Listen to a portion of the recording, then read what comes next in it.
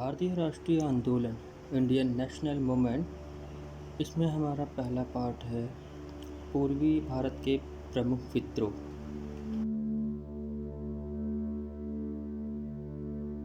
जो पहला विद्रोह हुआ था सन्यासी विद्रोह 1763 से 1800 के बीच। ये किसान थे जिनकी ज़मीनें छीनी गई थीं।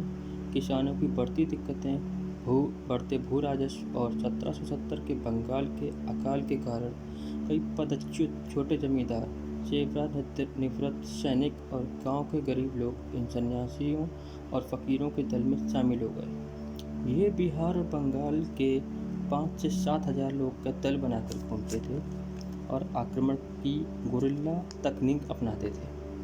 आरंभ में ये धनाढ्य व्यक्तियों के खाद्यान्न भंडार पर धावा बोलते थे। बाद में ये सरकारी पदाधिकारियों पर भी आक्रमण करने लगे। वे सरकारी खजाना लूटा करते थे। कभी कभी लूटा गया धन गरीबों में भी वितरित किया जाता था। बोगरा और मेमन सिंह में तो उन्होंने अपनी स्वतंत्र सरकार भी बना ली थी। इस विद्रोह में हिंदू और मुसलमानों ने कंधे से कंधा मिलाकर संघर्ष किया। इस आंदोलन में प्रमुख नेता जो रहे हैं वो हैं मंजर शाह, मूसा शाह, भवानी पाठक और देवी चौधरानी के नाम उल्लेखनीय। 1800 ईस्वी तक बंगाल और बिहार के अंग्रेजों के साथ सन्यासी फकीरों का संघर्ष होता रहा तथा अंत में बड़ी मुश्किल से अंग्रेजों ने इन पर काबू पाया। इसी सन्यासी विद्रोह का उल्लेख वंदे मातरम के रचयिता बंकिम चंद्र चट्टोपाध्याय ने अपने उपन्यास आनंद मठ में किया है। अगला विद्रोह है फकीर विद्रोह, जो कि बंगाल में 1776 से 77 के बीच हुआ। बंगाल में घुमक्कड़ मुसलमान धार्मिक फकीरों का एक समूह था। बंगाल के विलय के शीघ्र बाद 1776 से 77 में इन फकीरों के नेता मजनून शाह ने अंग्रेजी सत्ता को चुनौती देते हुए जमींदारों और किसानों से धन वसूल करना प्रारंभ कर दिया। मजनून शाह की मृत्यु के बाद चिराग अली शाह ने अपनी गतिविधियों का विस्तार बंगाल के उत्तरी जिलों तक किया। उसकी सहायता करने वाले दो प्रसिद्ध हिंदू नेता भवानी पाठक और एक महिला देवी चौधरानी थे। फकीरों तथा कंपनी की सेनाओं के बीच अनेक लड़ाइयाँ और झड़पें हुईं और अंततः उन पर 19वीं शताब्दी के शुरू में काबू पाया जा सका। हमारा तीसरा विद्रोह है चुहार विद्रोह। अकाल तथा बढ़े हुए भूमि कर एवं अन्य आर्थिक संकटों के कारण बंगाल में मिदनापुर जिले की एक आदिम जाति के चुहार लोगों ने हथियार उठा लिए। दलभूम, कैलापाल, ढोलका तथा पाराभूम के राजाओं ने मिलकर 1768 में विद्रोह कर दिया तथा आत्मविनाश की नीति अपनाई। हमारा चौथा विद्रोह है हो एवं मुंडा विद्रोह। इसी प्रकार छोटा नागपुर तथा सिंहभूम जिले में हो एवं मुंडा लोगों को भी अपने हिसाब चुकाने थे। उन्होंने 1820 से 22 तक तथा पुनः 1831 में कंपनी की सेना से टक्कर ली तथा यह प्रदेश भी 1837 तक अशांत बना रहा।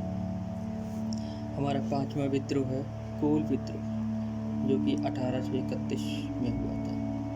छोटा नागपुर कोलों की जमीन को उनके मुखिया मुंडों से छीनकर जब मुस्लिम कृषकों और सिखों को दे दिया गया तब इन्होंने विद्रोह किया।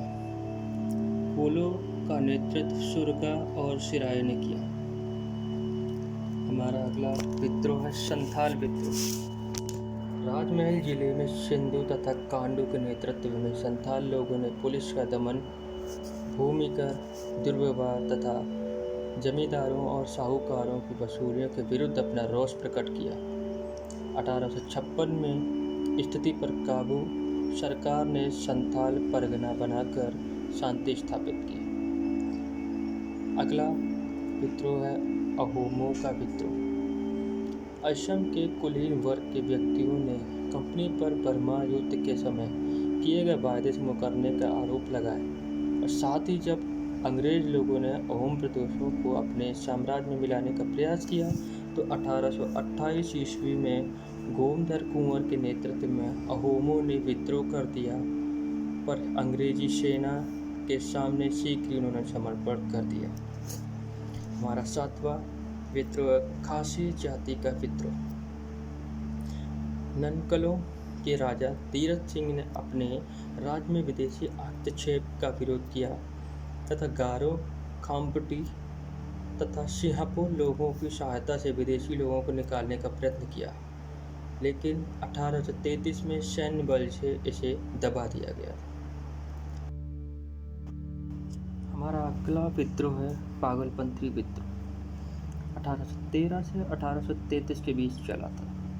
उत्तर पूर्व में पागलपंथी नाम का एक धार्मिक पंथ था जो सत्य, समानता और भाईचारे के सिद्धांत का अनुयायी था।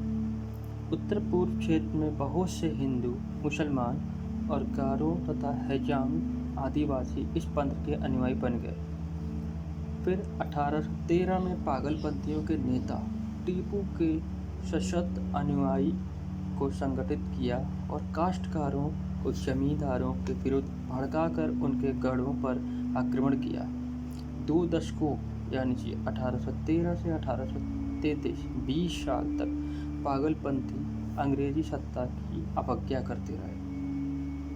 हमारा अगला और आखिरी विद्रोह फरायजी विद्रोह 1838 से 1857 तक चला। इसमें शरीयतुल्लाह के पुत्र दादू मियाँ 1819 जो कि 1860 तक रहे ने बंगाल से अंग्रेज़ों को निकालने की योजना बनाई। फरायजी विद्रोह 1838 से 57 तक चलते रहे। दोस्तों, उम्मीद करता हूँ आपको हमारा ये टॉपिक पूर्वी भारत के प्रमुख विद्रोह आपको अच्छा लगा होगा, समझ में आया होगा। तो अगर आपको अच्छा लगा तो आप औरों के साथ शेयर कीजिए, लाइक कीजिए, हमारे चैनल को सब्सक्राइब कीजिए। तो अगली टॉपिक के साथ मिलते हैं जल्दी। तब तक के लिए अपना ख्याल रखिए। थैंक यू, बाय बाय, जय हिंद, जय भारत।